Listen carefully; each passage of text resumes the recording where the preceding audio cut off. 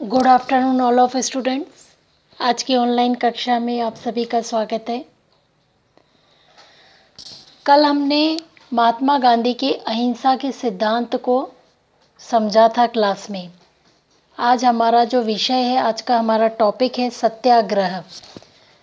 सत्याग्रह क्या है और सत्याग्रह की क्या विशेषताएं हैं और साथ में सत्याग्रह और निष्क्रिय प्रतिरोध क्या है, इसके आधार पर हम लोग इस सिद्धांत को समझने का प्रयत्न करेंगे।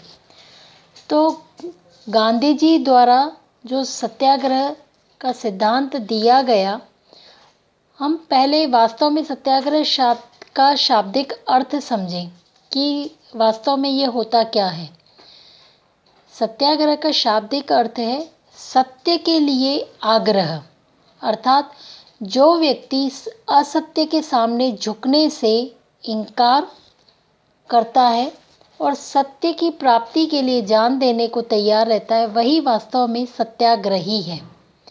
और सत्याग्रह की जो बुनियाद थी वह है साधन शुद्धि।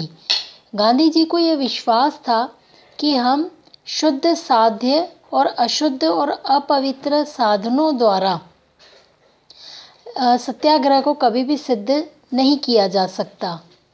तो अपने बारे में आपने जो बार बार अपने यही सिद्धांत में कहा है कि जैसे साधन होंगे वैसे ही साध्य होंगे, अर्थात जैसा बीज होगा वैसा ही वृक्ष होगा। तो हिंसापूर्ण उपायों से लिया गया जो स्वराज राज्य होगा वह भी हिंसापूर्ण होगा। तो और वह जो दुनिया के लिए, खुद भी भारत के लिए भय का कारण सिद्ध होगा। इसलिए गांधी जी ने क्रांतिकारियों को वीरता को जो सराहा, लेकिन उन्होंने यह आग्रह भी किया कि वे हिंसा का मार्ग त्याग कर सत्याग्रह के आंदोलन में शामिल हो जाएं और इसी अंग्रेजों की हिंसात्मक शक्ति का सामना करने के लिए हमारे लिए जो असंभव है और उनसे हिंसा के सामने अहिंसा के द्वारा ही सफलतापूर्वक टक्कर ले सकता है। और सत्याग्रह इस काम में सफल सिद्ध हुआ। एक सच्चे सत्याग्रही को सत्याग्रह शुरू करने से पहले अन्य सभी उपाय आजमा लेने चाहिए और जब सभी उपाय बेकार साबित हो जाए तभी सत्याग्रह का आश्रय लेना उचित होगा। तो यह वह कभी किसी को चोट नहीं पहुंचाता जो सत्याग्रही होता है। ठीक है, तो इसी आधार पर सत्याग्रह और निष्क्रिय प्रतिरोध, इसमें वास्तव में मूलभूत में क्या मूलभूत अंतर है। निष्क्रिय जो प्रतिरोध है वह काम चलाऊ राजनीतिक शस्त्र है, जबकि सत्याग्रह नैतिक शस्त्र है। यह शरीर की अपेक्षा आत्मशक्ति की श्रेष्ठता इसमें होती है। दूसरी ओर निष्क्रिय प्रतिरोध की हम बात करें तो यह दुर्बल का शस्त्र है, जबकि सत्याग्रह का प्रयोग वीर ही कर सकते हैं।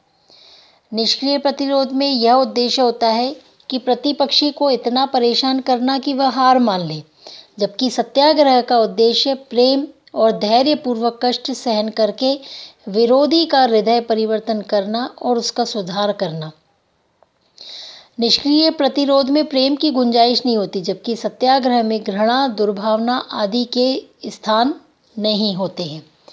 इस प्रकार से निष्क्रिय प्रतिरोध और सत्याग्रह के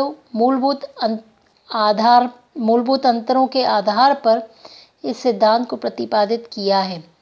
इसके आधार पर सत्याग्रह की कुछ विशेषताएं बताई हैं, जिसमें पहली है सत्य, दूसरी अहिंसा, तीसरा आत्मपीड़ा और कष्ट, चौथा सत्याग्रह धर्म पर आधारित और पांचवा सत्याग्रह क्रांति का विज्ञान है। पहले हम यदि सत्य की बात करें तो सत्याग्रह की जो पहली शक्ति है वह सत्य ही है। सत्याग्रही को स्वयं यह पूर्ण विश्वास होना चाहिए कि वह सत्य के लिए लड़ रहा है। और सत्य क्या है? सत्य वास्तव में ईश्वर का ही रूप है। वह सभी परिस्थितियों में सत्य है। हिंसा का प्रयोग इसमें सम्मिलित नहीं है, क्योंकि कोई भी व्यक्ति यह दावा नहीं कर सकता कि उसकी जो बात है वह पूर्ण रूप से सत्य है। तो गांधी जी की जो मान्यता थी वह यही थी कि व्यक्ति की जो सामाजिक क्रियाएं हैं सत्य पर आधारित होना चाहिए।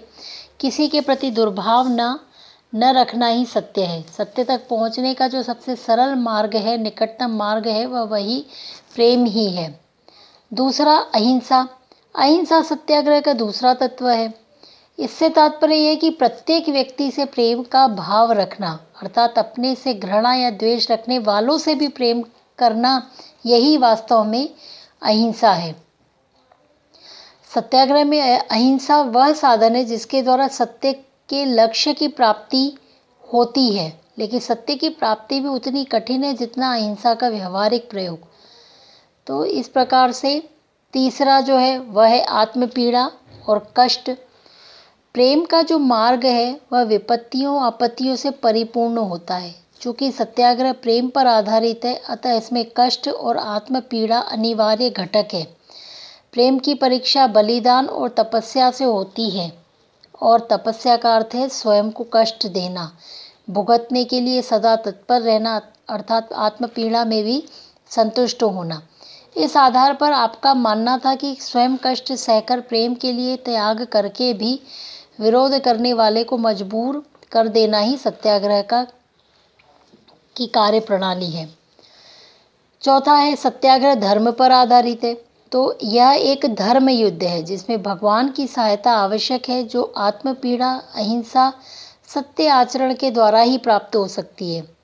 राष्ट्रीय जीवन के अतिरिक्त सामाजिक और आर्थिक जीवन में भी क्रांति लाने के लिए सत्याग्रह एक उपयोगी ही अस्त्र है। इसलिए गांधी जी ने सविनय अवज्ञा और असहयोग आंदोलन का सत्याग्रह का उत्तम उदाहरण उन्होंने प्रस्तुत किया। इसमें हिंसा का कोई स्थान ही नहीं है, और यह स्पष्ट कहा कि जिसमें विरोधी को कष्ट नहीं दिया जाता बल्कि स्वयं को दिया जाता है, इसमें सत्ता छीनने की दृष्टि से नहीं बल्कि हृदय परिवर्तन की दृष्टि से करो या मरो के नियम का पालन किया जाता है। इसीलिए सत्याग्रही को धर्म पर आधारित बताया गया है। और जो पांचवा है वह है सत्याग्रह क्रांति का विज्ञान है। तो सामाजिक क्रांति की जो अवधारणा है वह प्रेम, अहिंसा, सत्य और त्याग पर ही आधारित है। यह ऐसे क्रांतिकारी संगठनों, सैनिकों को संगठित करती है जो इनका पालन करते हुए मर मिटने को तैयार होते हैं। तो इस प्रकार सत्याग्रह की कुछ विशेषताएं, निष्क्रिय प्रतिरोध से इसका अंतर क्या है और वास्तव में इसका क्या अर्थ है, इसको यहाँ पर परिभाषित करते हुए सत्याग्रह सिद्धांत को समझने का या समझाने का प्रयत्न महात्मा गांधी ने यहाँ पर किया है। आज की कक्षा में इतना ही। कल अगले विषय को लेकर के आएंगे। तब तक के लिए धन्यवाद।